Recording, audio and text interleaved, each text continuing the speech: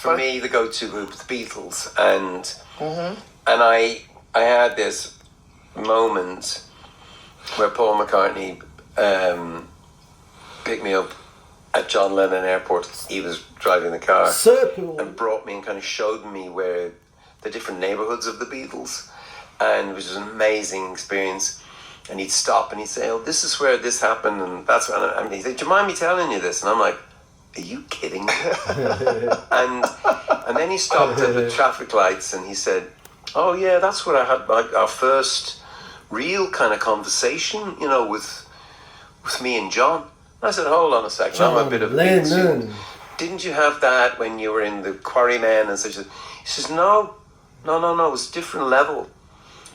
He bought a bar of chocolate, and after the war, you know, chocolate was really hard to come by, you know. It was kind of a real luxury.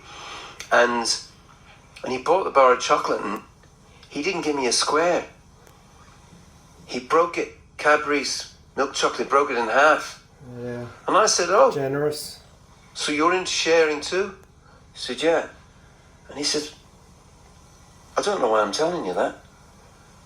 And he drove on, and I just thought, "Oh, I know why you're telling me that." Greatest collaboration, not just in music, Beatles. in history of music, maybe the greatest collaboration in the history of culture started with half. Wow. They Paul and shared, John. they gave it.